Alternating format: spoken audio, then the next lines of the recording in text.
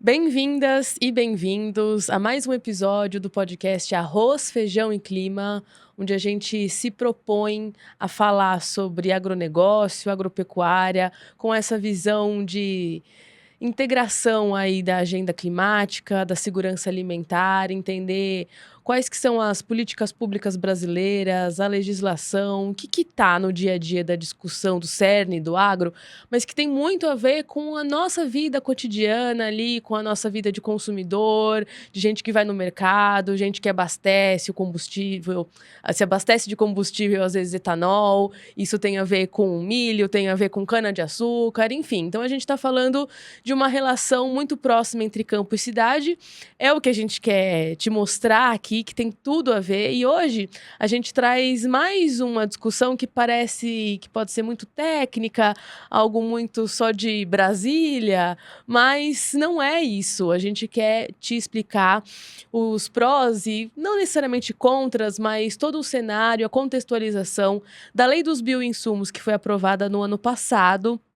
Então, antes de eu apresentar para vocês o nosso convidado de hoje, eu preciso falar, claro, que quem está acostumado a assistir o nosso Arroz, Feijão e Clima está vendo que o cenário está um pouco diferente, mas é porque o nosso podcast realmente se propõe a ser itinerante, ir atrás das fontes, ir atrás da informação. Então, a gente está gravando num estúdio em Brasília, exatamente para conversar com algumas fontes que ficam aqui, inclusive o Reginaldo Minaré, que é diretor executivo da ABINS, Associação Brasileira de Bioinsumos, quem a gente recebe hoje aqui no estúdio. Então, muito obrigado pela recepção aqui em Brasília, nosso primeiro entrevistado. Muito obrigada por topar conversar com a gente sobre essa legislação. E vamos entender o que são bioinsumos, explicar para o pessoal o que isso tem a ver com o nosso dia a dia enquanto consumidor, explicar, inclusive, para desmistificar, às vezes, algum mal-entendido, não é tão bicho de sete cabeças assim quanto parece. Não, pelo menos, a discussão, né? Se a gente entra na ciência, eu acho que fica mais complicado, mas explicar o que é bioinsumo acho que é importante para a população em geral, então, obrigada pela participação aqui. Obrigado, Mariana. Obrigado pelo espaço. É importante a gente dialogar, né, sobre esse tema, que é um tema, para alguns, um tema novo, né? Mas, na realidade, é um tema já antigo, mas que está retornando à pauta, principalmente do agronegócio, né? São os bioinsumos. Os bioinsumos é um volume de produtos enormes, né? Então, nós temos bactérias, fungos, vírus, insetos, como joaninhas, vespas, né? Temos compostos, né, de matéria orgânica, né? Temos extratos de plantas, né? Tudo isso entra no universo dos bioinsumos.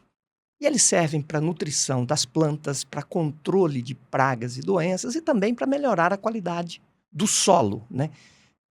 Fazer incorporar um maior volume de matéria viva no solo, né? Melhorar a microbiota do solo, melhorar o volume de minhocas, de bactérias de solo. Então, são produtos antigos, são produtos naturais, né? Esses micro-organismos são coletados na natureza, não são patogênicos, são micro-organismos conhecidos, e eles auxiliam os agricultores nesse trabalho de produção agrícola, né? Então, é um volume de produtos enormes e que agora ganhou uma lei específica para regulamentar o mercado e o uso desses produtos. Muito interessante isso que você está explicando, porque aí você falou assim, é algo da natureza, né? A gente está falando de plantas e joaninhas, mas ao mesmo tempo precisa de uma legislação. Não havia e viu-se a necessidade. Eu queria que você explicasse um pouquinho o porquê. Por que isso não cabia na lei dos agrotóxicos ou de defensivos químicos de uma forma geral, né? Por que precisou se articular uma legislação nova? A gente está falando de uma demanda que surgiu da indústria, do produtor, um contexto de agricultura brasileira que foi se atualizando ao longo dos anos e calhou nessa necessidade de legislação. O que levou a isso, assim? Olha, todos esses bioinsumos, eles já eram regulados por um mosaico de legislação. Então, na lei dos agrotóxicos, estavam disciplinados a produção e uso dos micro-organismos, dos bioinsumos em geral, utilizados para controle de pragas e doenças. Categorizado. Exato. Na lei de fertilizantes, estavam os bioinsumos com características de nutrição. E na lei de produtos veterinários, os produtos utilizados na pecuária. Então, esse mosaico de legislação, né, foi feito pensando mais no produto químico, no fertilizante sintético, do que propriamente em produtos naturais. Então, no caso dos agrotóxicos, por exemplo, a regulamentação era uma regulamentação derivada, era uma adaptação da lei de agrotóxicos junto com a lei dos orgânicos, né, para viabilizar um registro diferenciado, porque é diferente do agrotóxico. Não dá para usar o mesmo registro do agrotóxico no registro de produtos biológicos. Então, quando o agricultor... E aí a gente tem que sempre reconhecer, né, o trabalho insistente, pioneiro do pessoal da área de produção orgânica, né? Eles mantiveram essa ideia de controle de pragas, né, com produtos naturais, tal, e isso começou a ganhar escala, né? Nos últimos 15 anos, um decreto regulamentando a lei dos orgânicos e o decreto que regulamentava a lei dos agrotóxicos, a antiga lei dos agrotóxicos, esse decreto criou um sistema diferenciado para o registro de produtos biológicos, né? São os produtos fitossanitários utilizados na agricultura orgânica. E nessa mudança criou uma autorização para os agricultores produzir esses produtos fitossanitários para uso próprio. O agricultor começou a fazer esse trabalho, e aí não só o grupo de orgânicos, mas também aqueles agricultores que trabalhavam com a agricultura convencional, começaram a produzir os seus bioinsumos nas propriedades e perceberam que funciona. Interessante. Então isso caiu no gosto do agricultor brasileiro e se espalhou. Diante dessa situação, começou a ter, especificamente na área de controle de pragas, começou a ter uma disputa entre determinadas indústrias e agricultores. Indústrias dizendo que era ilegal o agricultor fazer daquela forma. Né? Nós, inclusive, atuamos no estado do Paraná, onde uma grande associação fez uma denúncia dizendo que os agricultores estavam na ilegalidade ao produzir bioinsumos para uso próprio. Nós informamos ao Ministério Público lá, porque a denúncia lá foi feita ao Ministério Público, nós informamos que não era ilegal, que tinha o decreto regulamentando e tal. E o Ministério Público entendeu. E isso já estava sendo, no mesmo momento que estava discutindo a lei dos bioinsumos aqui em Brasília. Então, consolidou essa prática de produção para uso próprio. Então, nós temos modelos de negócios, por exemplo, indústrias que produzem os bioinsumos pronto para uso e colocam no mercado, indústrias que fornecem insumos para os agricultores que optaram pela produção para uso próprio. E esse volume de mercado, esse volume de utilização, né? O agricultor brasileiro percebeu que pode utilizar bioinsumo em grande escala, que dá certo. Então, a partir desse momento, né, entendeu-se necessário ter uma lei que evitasse, por exemplo, essas brigas jurídicas de que pode ou não pode. Precisava ter uma segurança jurídica. E isso foi o que moveu a construção dessa lei de bioinsumos, que trouxe todos esses bioinsumos, né, de que falamos, por exemplo, aqueles que eram regulados pela lei de agrotóxicos, pela lei de fertilizantes. Deixou de ficar pulverizado, literalmente. Concentrou em uma lei, e é a que temos em vigor agora. Muito bom, muito bom. Te agradeço esse contexto, porque eu acho que é importante, inclusive, a gente saber que é isso, assim, nasceu, ou pelo menos ganhou tração, muito por isso que o senhor colocou, que é a insistência, ou pelo menos a resiliência dos orgânicos, de produtores orgânicos, e mostrar que, inclusive, é possível ganhar escala. E aí eu queria entrar nesse nessa esfera com você, assim, porque a gente está falando de algo em torno ali de 14% da área do Brasil, da área agrícola do Brasil, usa algum tipo de bioinsumo, né? A gente estava conversando sobre esse número agora nos bastidores. Esses 14%, então, a gente consegue entender que basicamente foi conquistado ali antes da legislação, porque a gente está falando de uma legislação de dezembro, né? Então, assim, 14% ainda sem haver uma legislação que regulamentasse corretamente, que olhasse para com carinho para os bioinsumos. Como que o senhor enxerga, como que a BINS tem trabalhado para ampliar esses 14% a partir dessa lei, ainda que a lei não... ainda precisem avançar algumas coisas, né? Assim, a gente está falando que agora é preciso ter uma regulamentação certinha, deixar mais às claras ainda como a lei de fato irá funcionar. Mas, ainda assim, o que vocês vislumbram em relação a essa ampliação de área? Olha, o espaço para crescimento é enorme. Temos um espaço enorme. Essa nova lei, por exemplo, ela vai proporcionar que tenhamos números oficiais de quanto realmente está sendo utilizado. Efetivamente, quanto a indústria está produzindo e quanto o agricultor está produzindo para uso próprio. Isso ainda está nebuloso. Ainda é uma zona um pouco cinzenta. A lei estabelece a necessidade do agricultor cadastrar as suas biofábricas e informar o que está fazendo.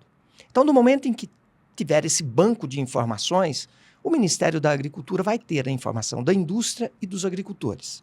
E aí ele terá, certamente, condições de ter números atualizados e realistas, né, de como realmente está se dando esse tema. Esses 14%, desculpa te interromper, mas só para entender, então, a gente está falando de 14%, é um dado... é uma estimativa da BINS ou a gente está falando de uma estimativa de algum outro órgão, embora não haja uma contabilização oficial, assim? Olha, as indústrias têm os seus números, a McKinsey já fez algumas pesquisas. Agora, é muito difícil cravar um percentual, né?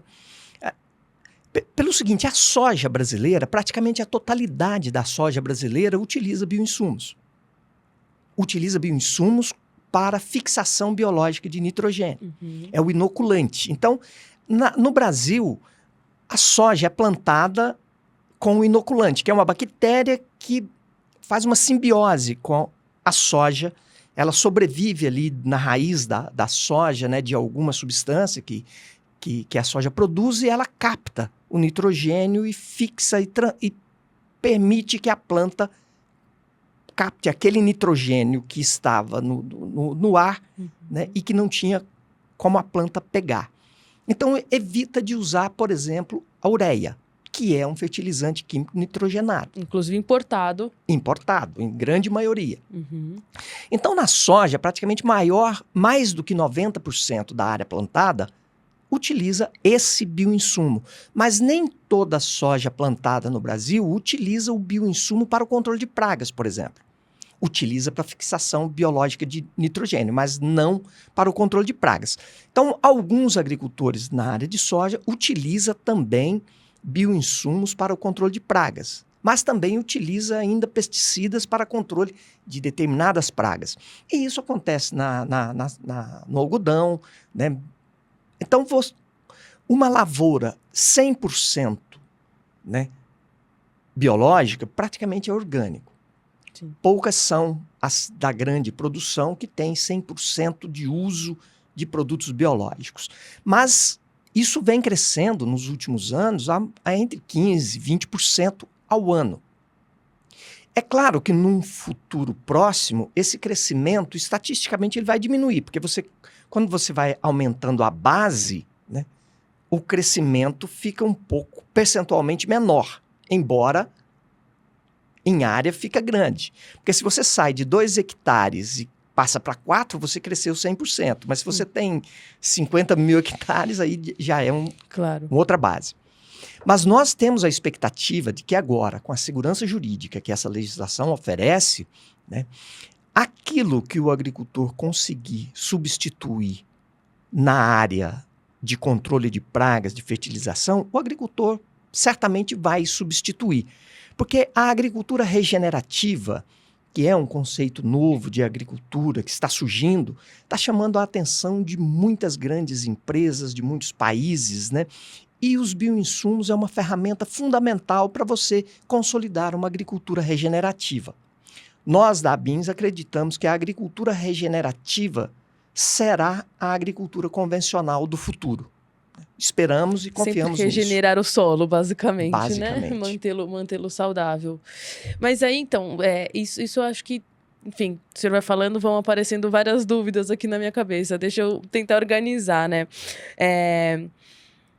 O que então a gente, enquanto Brasil, precisa fazer para que essa legislação realmente seja colocada em prática de uma forma organizada e consensual entre indústria e produtores, porque a gente sabe que não é fácil, sobretudo olhando para os processos para que realmente a legislação seja implementada. Eu pergunto isso porque a gente sabe, por exemplo, que a lei de pagamentos por serviços ambientais é uma lei, mas ela praticamente não saiu do papel.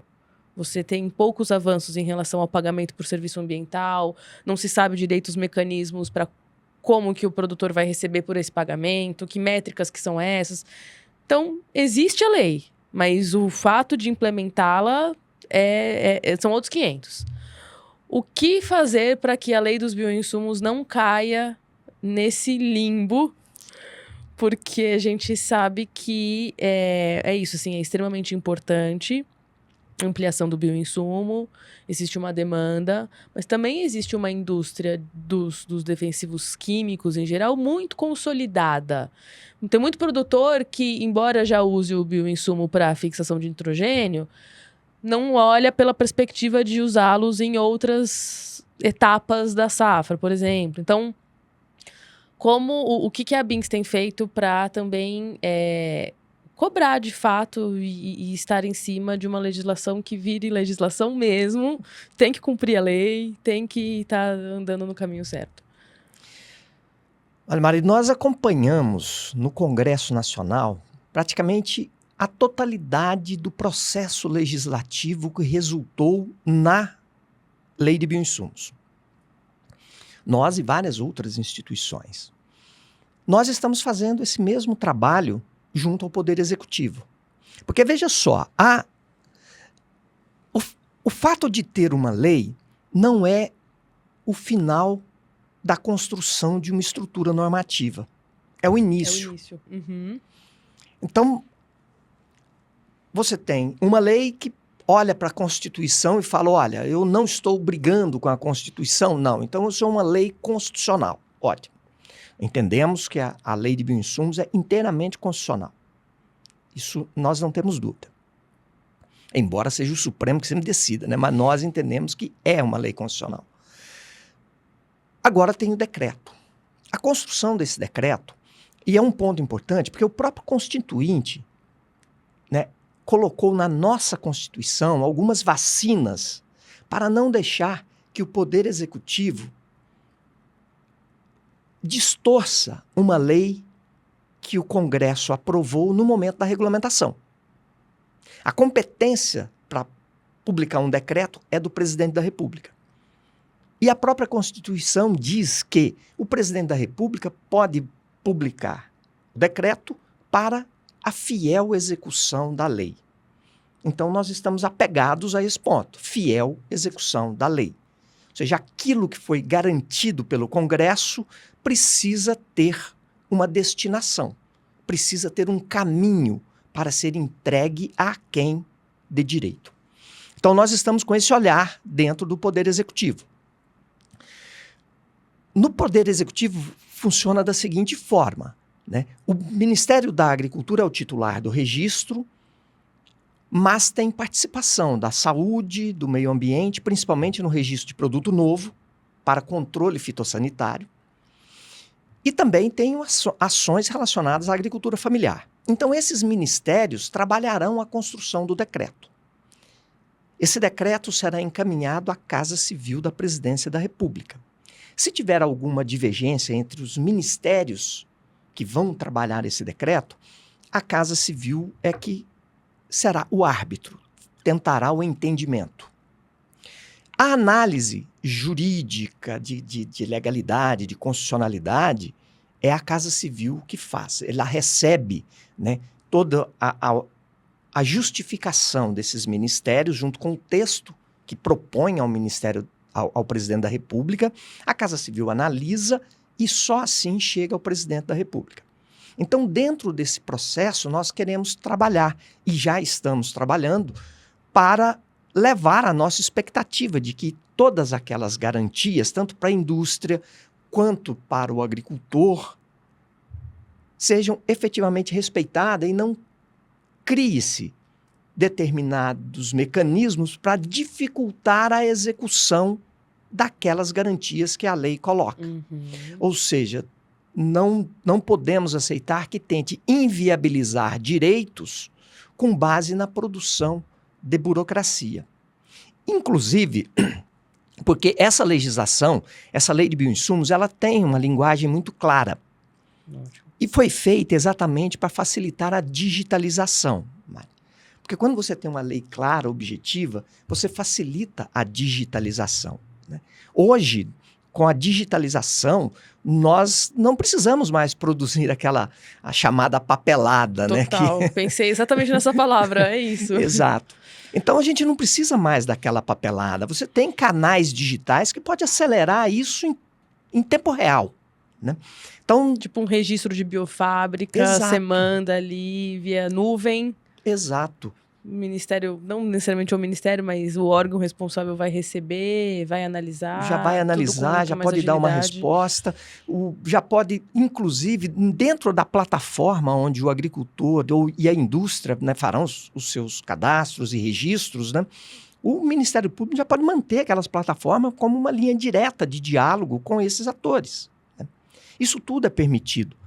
E o governo federal, por exemplo, tem... mas talvez falte dinheiro. Bom, pode faltar dinheiro, mas o governo federal tem um monte de universidades federais. Pode firmar convênios, né? Tem o CNPq, que pode publicar um edital para fazer um portal, né, funcional para os ministérios, né? Então, tudo é possível hoje e de uma forma até com custo menor, desde que se tenha uma gestão pública interessante. E nós esperamos que, nesse caso, seja um caso que essa gestão eficiente vai acontecer. Porque o tema é extremamente importante, né? A agricultura brasileira é uma ferramenta de produção que nos coloca posicionado no mundo hoje, né? É a agricultura, né? Nós temos a mineração, que é extremamente forte no Brasil, importante, mas a agricultura é aquilo que aparece de forma mais capilarizada, né?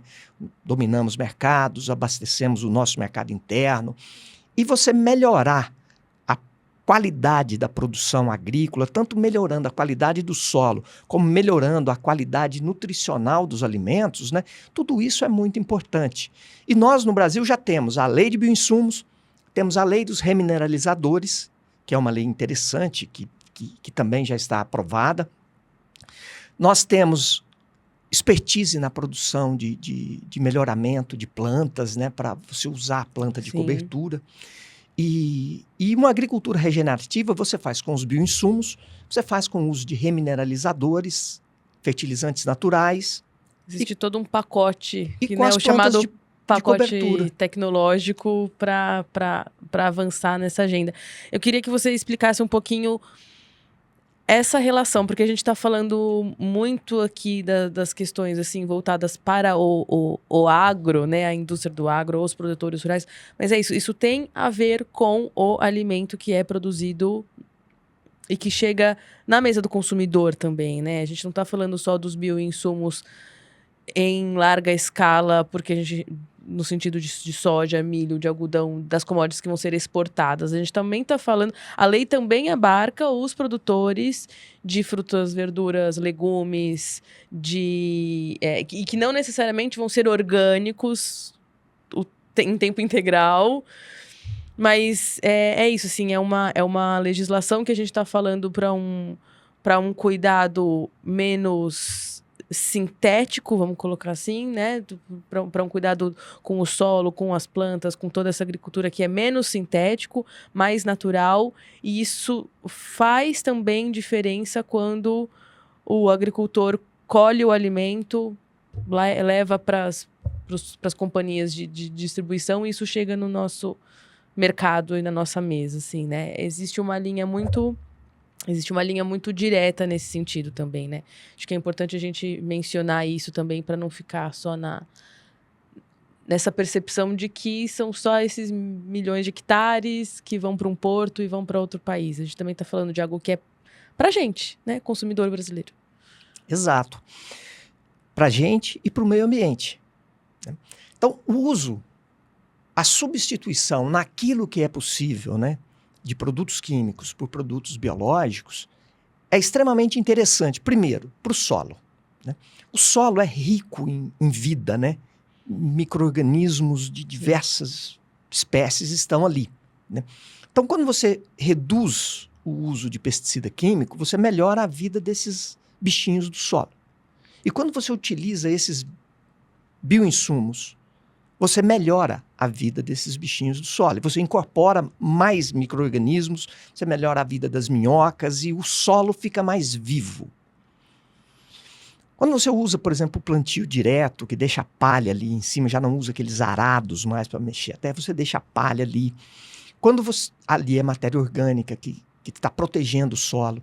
Quando você tira a sua cultura e coloca uma planta de cobertura, você mantém aquele solo coberto, ele não sofre com as intempéries.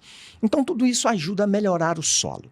Quando você utiliza um bioinsumo, os polinizadores, por exemplo, se sentem melhor. Eles não são agredidos. Do momento em que você está fazendo isso, você também está evitando que produtos químicos escoem para os cursos d'água. Né? Moléculas químicas não vão chegar aos cursos d'água porque você está usando produtos biológicos. Isso tudo é um ganho ambiental enorme e também um ganho para as pessoas. Do ponto de vista de produção, de alimento mesmo, eu gosto de citar um exemplo recente, começou em 2022 na Universidade da Califórnia.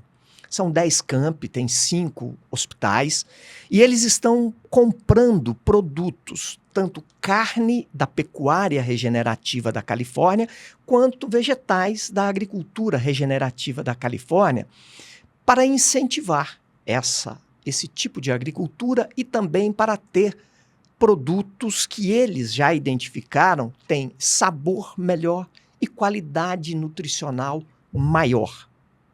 Essas informações estão disponíveis na página da Universidade da Califórnia, né? São públicas, e eles agora estão conduzindo uma pesquisa para identificar o porquê que o produto produzido com a agricultura regenerativa possui um volume maior de qualidade nutricional.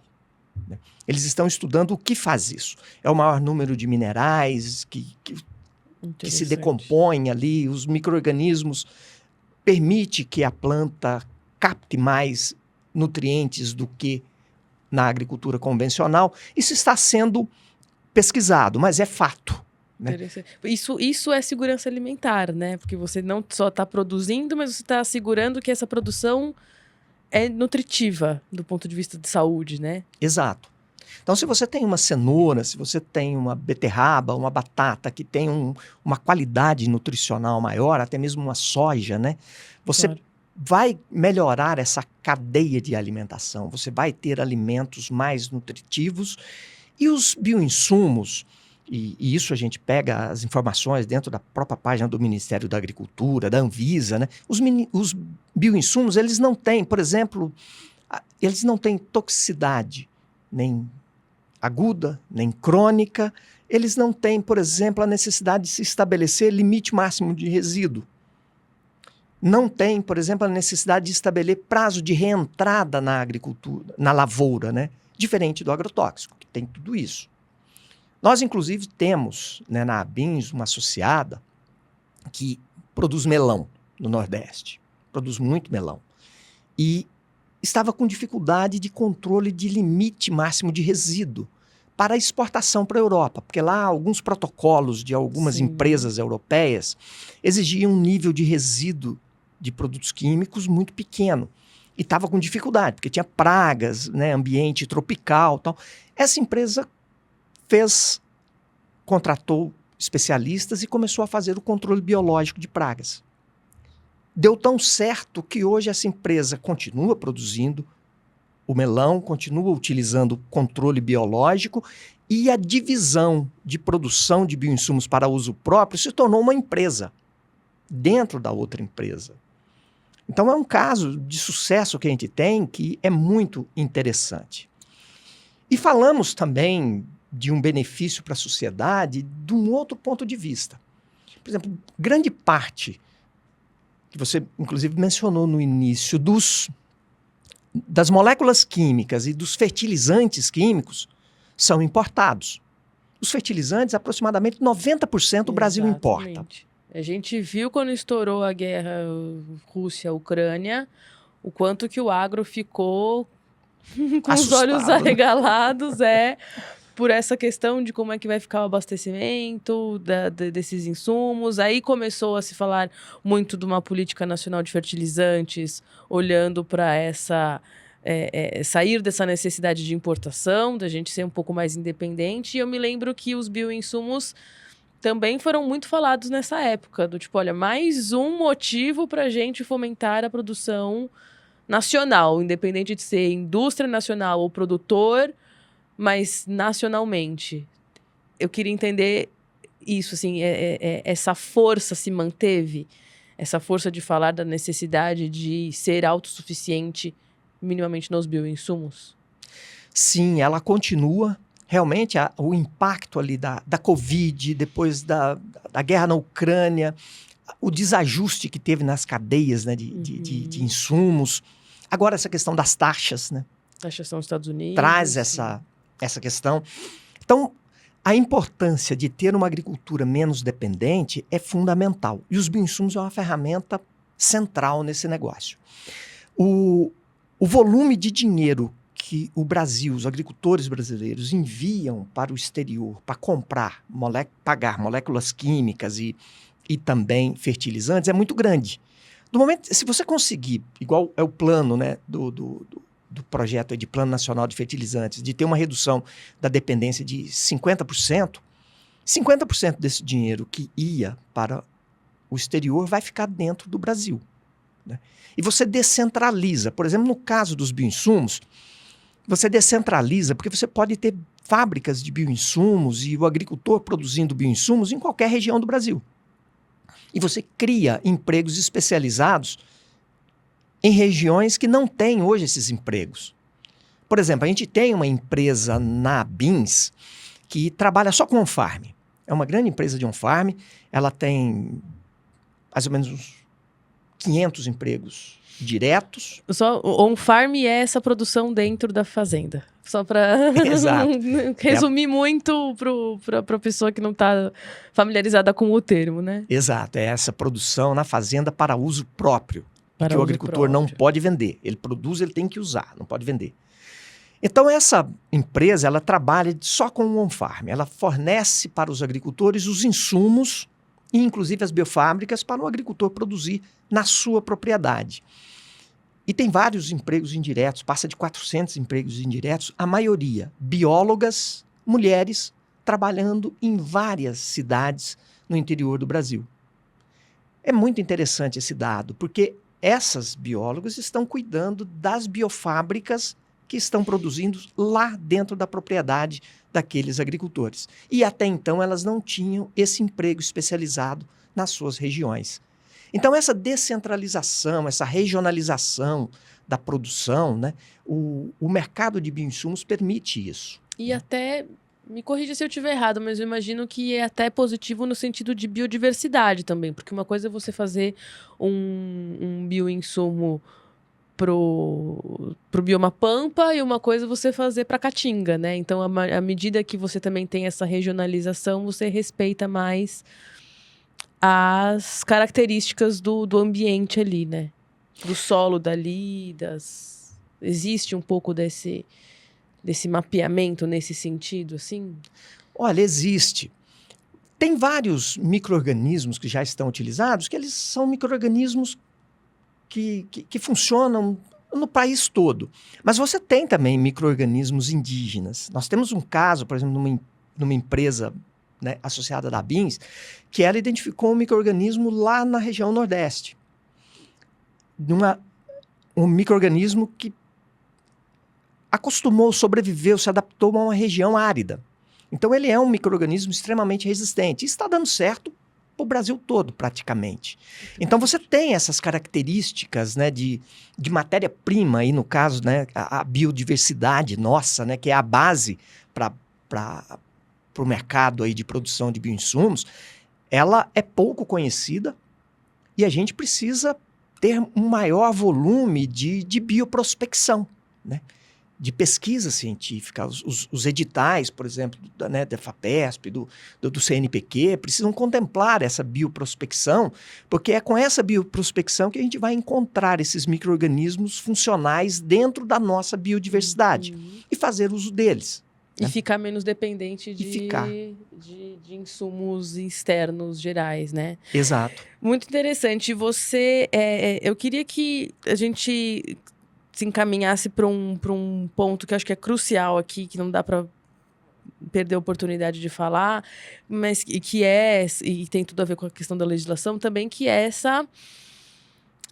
esse cuidado que o produtor também precisa ter para fazer o on-farm, para ter essa biofábrica, para produzir o próprio biológico, bioinsumo ali, porque existe uma discussão nesse setor, de uma forma geral, de que existe uma parte da indústria que fala que se o produtor fizer isso, existe um grande risco de contaminação, de perder a mão, e tem muito produtor que fala que não, né? Que eles vão fazer de forma correta, vão fazer dentro do que é necessário, porque se eles fizerem errado, eles mesmos se prejudicam.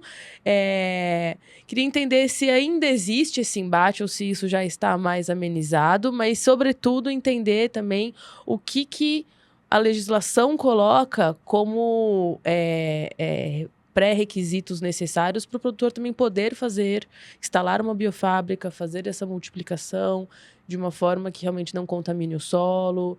Quem que vai dar esse aval? Quem que vai carimbar essa aprovação? A Anvisa está nisso?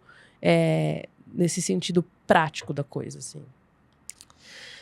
Olha, essa disputa realmente de segurança, ela foi muito forte durante a tramitação da lei no Congresso. Né? Esse assunto deu uma reduzida, mas ele não está morto. Né? Tem muita gente ainda querendo ressuscitar esse debate. Num primeiro momento, pintaram o bicho mais feio do que ele era. E isso desqualificou um pouco essa tentativa. Inclusive usaram alguns cientistas conhecidos para tentar levantar essa situação, só que pintaram o bicho mais feio do que ele realmente é. Né? E inclusive não consideraram as práticas mundiais. E aí esse argumento perdeu força. É claro que o agricultor precisa ter os cuidados. E o agricultor brasileiro tem. Não só o agricultor de orgânicos, mas também os agricultores da agricultura convencional que estão produzindo seus bioinsumos para uso próprio. É uma briga que não deveria existir. Tem espaço tanto para a indústria quanto para os agricultores. E a melhor alternativa é a indústria aproveitar essas duas vertentes, tanto a de produção de produto pronto e venda desse produto pronto, quanto o fornecimento de insumos para os agricultores que estão produzindo os bioinsumos para uso próprio. Produzir os bioinsumos para uso próprio é algo que exige, em primeiro lugar, higiene.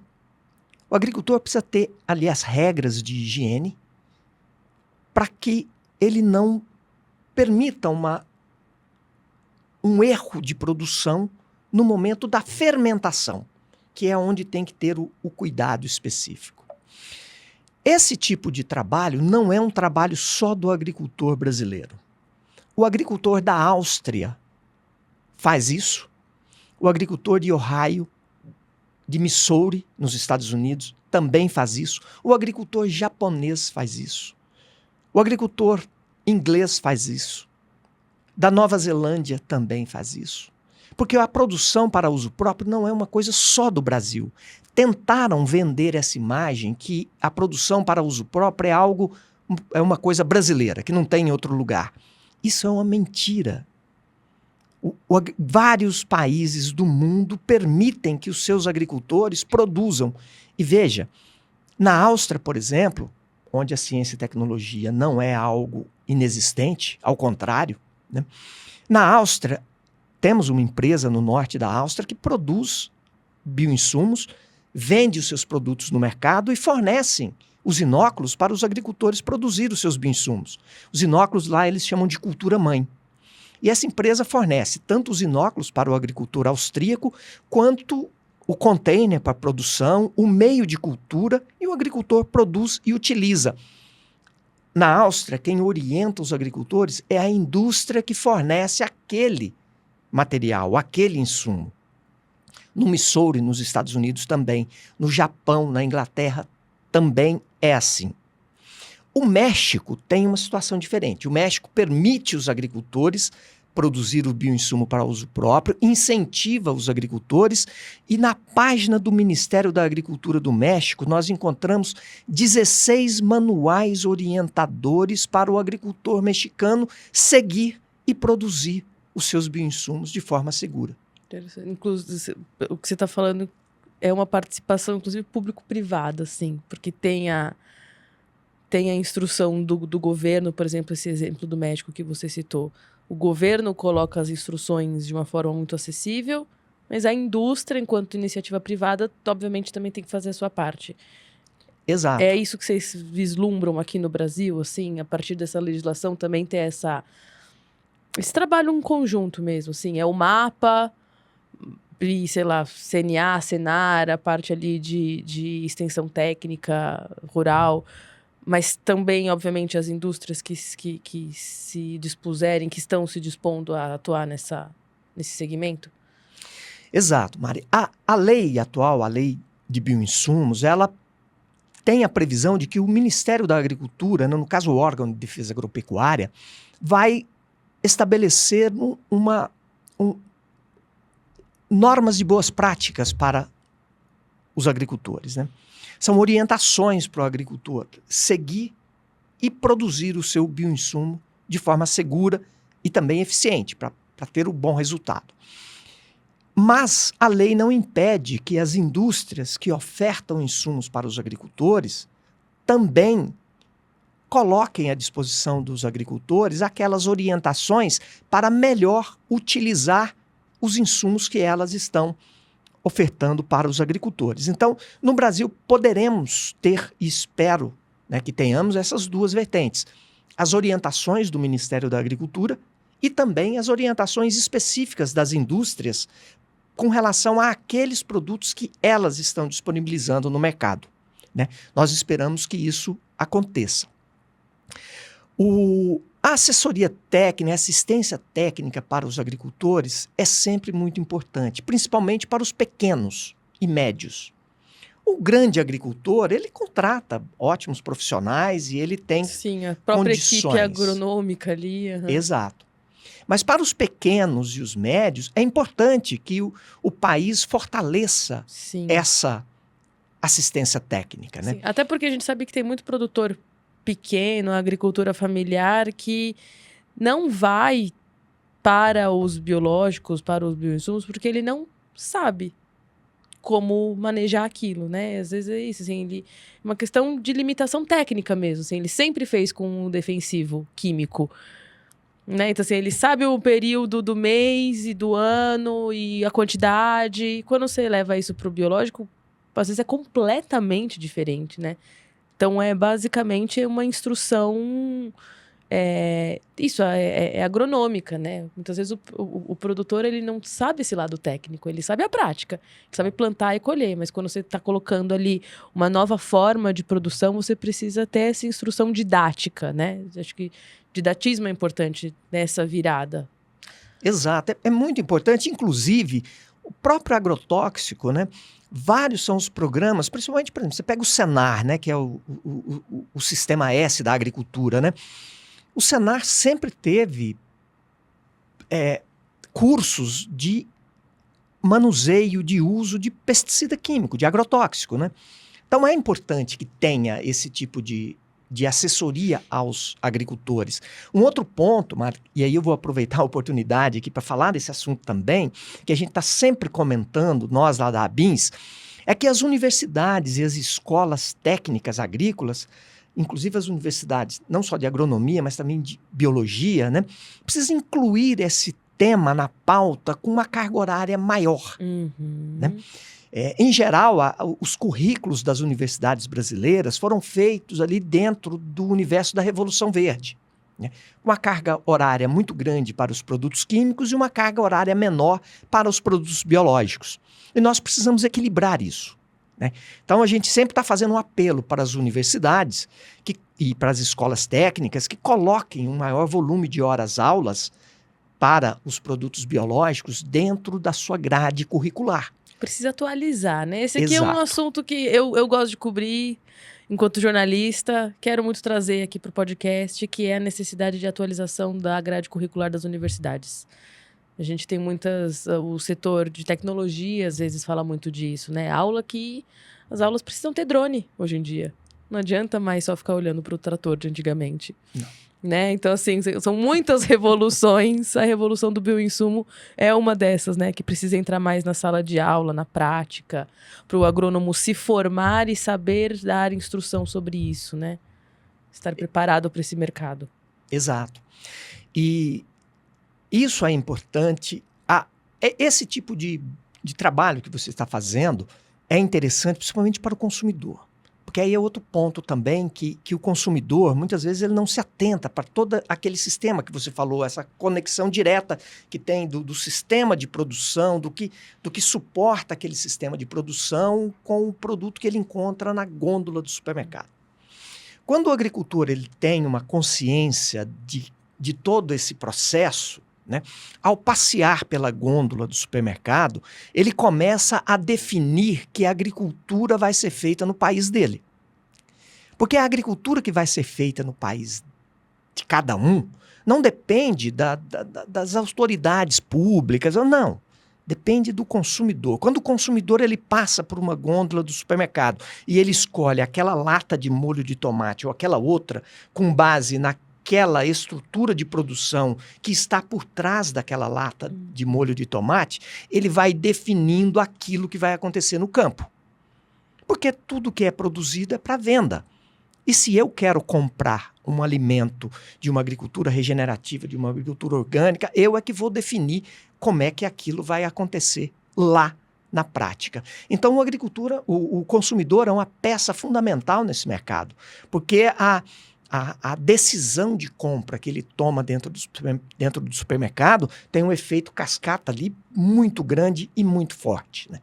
Então, toda essa mudança na agricultura, né, eu acredito que passa pela conscientização de consumidores, de reitores universitários, de empresários, né, para entender que não tem necessidade de você eliminar a possibilidade de produção de bioinsumos para uso próprio para sobreviver às indústrias.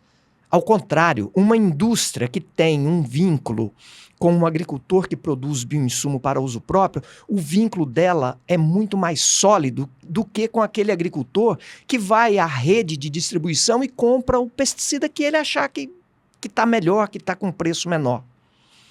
Ele tem um vínculo com essa indústria. Essa virada de chave é importante, porque não vai ser possível você manter o mercado de químicos com exclusividade, com base em legislação. Isso não pode ser feito. Isso não é interesse público. Né? Isso é criação de nicho para privilégio. Então, essa mudança, por exemplo, é importante. As indústrias já estão se atentando a isso, né? Essa convivência entre agricultor e indústria é importante. A lei nova de bioinsumos permite que a indústria registre o seu produto pronto para uso e registre também o inóculo para fornecer para o agricultor que vai produzir bioinsumo para uso próprio. Essa é uma vertente de mercado que não existe no químico, né? Nenhuma empresa química vende a molécula para o agricultor produzir, porque isso é inviável economicamente, é inviável do ponto de vista de segurança. Ou seja, o modelo de químico não serve para o modelo de biológicos. E eu acredito que esse foi o recado principal da aprovação da lei de bioinsumos, Mari. Porque a lei de bioinsumos diz textualmente que não se aplica aos bioinsumos a lei de agrotóxico, nem a lei de fertilizante químico e nem a lei de produtos veterinários. Bioinsumos no Brasil hoje tem uma lei própria que respeita a lógica da produção e uso do produto biológico. E nós estamos num caminho muito bom. Nós não temos... O agricultor brasileiro, ele já faz os seus bioinsumos com muita qualidade e com muita segurança. Nós não temos relato de problemas nem ambientais, nem humanos relacionados ao uso de produtos biológicos, mesmo aqueles produzidos para uso próprio. E se o agricultor está continuando a produzir o bioinsumo na sua propriedade e utilizando, é porque está dando certo. Mais do que ninguém, o agricultor sabe quando o produto não é bom para ele, né? Então, nós não temos, assim, dificuldade de defender essa vertente mais equilibrada, né, da regulamentação.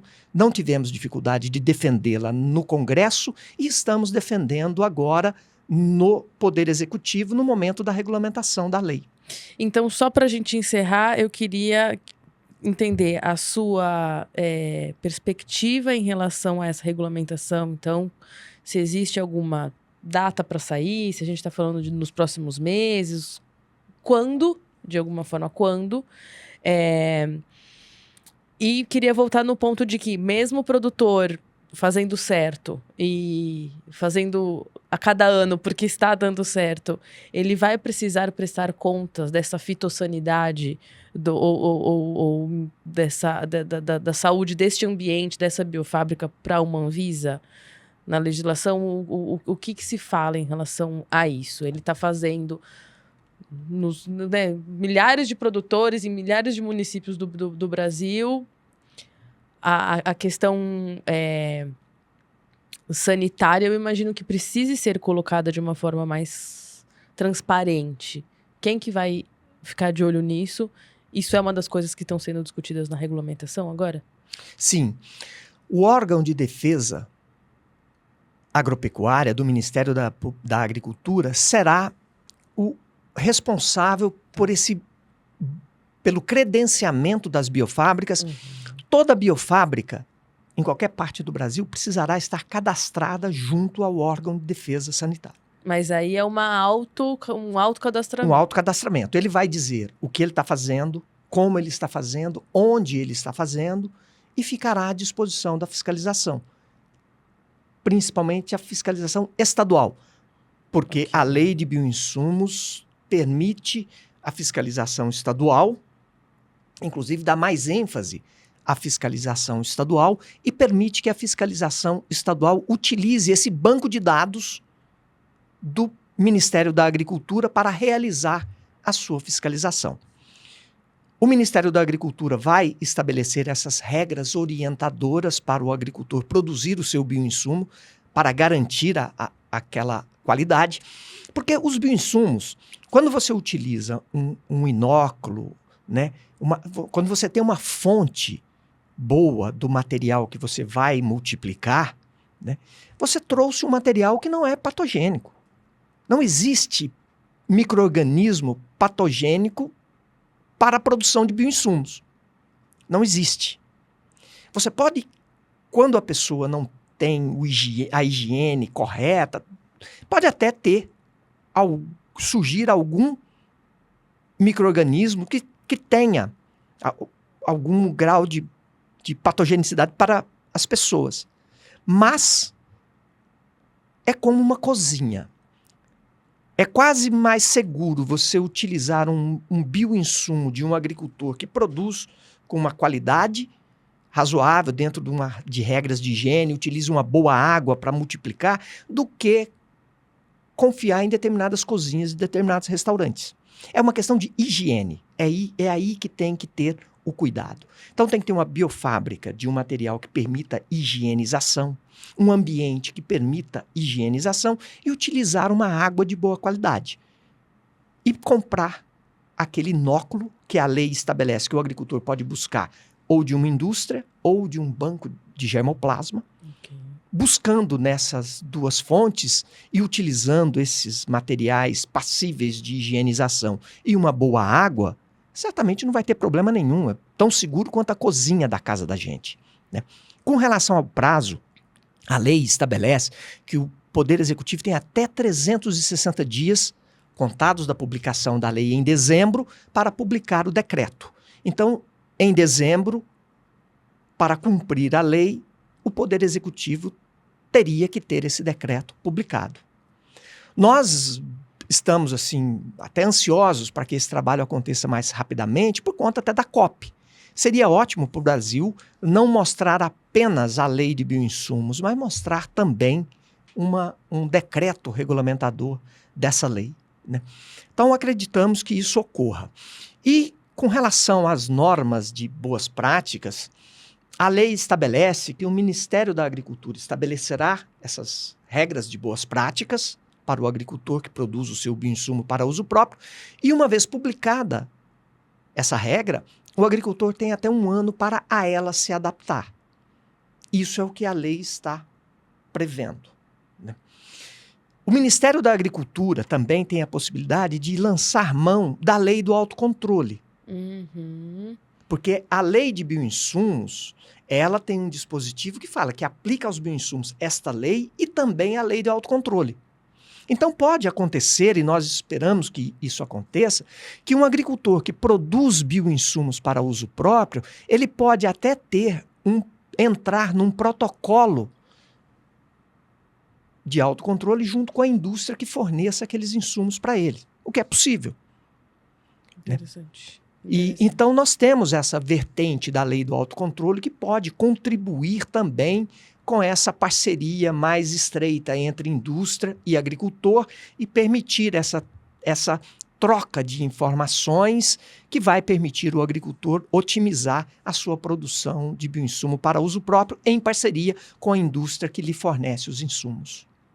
Excelente, excelente. Bom, eu vou encerrar a nossa conversa aqui, porque senão fica muito extensa. Fica o convite para você voltar de novo no nosso podcast, porque tem várias outras coisas, acho que a gente consegue entrar em mais detalhes, sobretudo fazendo essa conexão entre campo, cidade, como que isso afeta a nossa alimentação. Mas te agradeço muito pela explicação, muito didático, e realmente quero muito ouvi-lo ao longo do ano sobre os avanços que devem vir. Obrigada, viu, por ter vindo. Obrigado pelo espaço, estamos sempre à disposição na ABINS. Muito obrigada. E obrigada para você que assistiu a gente, que ouviu a gente até agora. Se você não entendeu um ponto muito crucial aqui da nossa conversa, eu vou deixar bem claro aqui. O Reginaldo falou agora, por exemplo, sobre essa conexão com a COP e como a lei dos bioinsumos pode, e obviamente o decreto ali pode ser um ponto importante para o Brasil levar para a COP 30, que é a Conferência das Mudanças do Clima da ONU. A gente está falando muito sobre COP aqui no podcast e tem tudo a ver porque basicamente nossa conversa aqui falou muito de saúde do solo. Um solo mais saudável, ele consegue sequestrar mais carbono, ele consegue fazer essa função de ajudar o nosso planeta a ficar com um clima mais estável, mais confortável. O solo e as árvores basicamente são nossos ar-condicionados naturais aqui, então essa agenda de bioinsumos, ela tem tudo a ver com segurança alimentar e segurança climática, como a gente se propõe a conversar aqui. Se você ficou com dúvidas, se você tem alguma pergunta sobre esse assunto, deixa nas nossas redes sociais ou escreve pra gente no arrozfeijãoclima@gmail.com. A gente vai vai ficar muito feliz de poder explicar para você ou, quem sabe, até fazer um outro episódio sobre esse assunto para tirar as dúvidas. Eu agradeço muito mesmo para quem se interessa sobre esse assunto. Se você quiser patrocinar, apoiar de alguma forma o nosso Arroz, Feijão e Clima, também escreva lá para o nosso e-mail. É muito bom contar com parceiros para fomentar esse tipo de discussão no Brasil entre sociedade urbana, sociedade rural. No final, somos todos a mesma sociedade do mesmo país. E também, claro, vou pedir para você seguir a gente nas nossas redes sociais. A gente está no YouTube, está no Spotify, como as plataformas de streaming para você ver e assistir. Mas a gente também está lá no Instagram, está no TikTok, enfim, tem Reels, tem os cortes do podcast. Então você pode assistir, ouvir o nosso podcast em todas as plataformas. Se você quiser, inclusive, que a gente visite você e vá para fazendas e pautas, foi o que eu falei, nosso podcast ele é itinerante, então a gente coloca a mochila nas costas e vai te encontrar. Muito obrigada pela sua companhia até agora, espero que você curta, comente, compartilhe e também nos encontre no próximo episódio do Arroz, Feijão e Clima.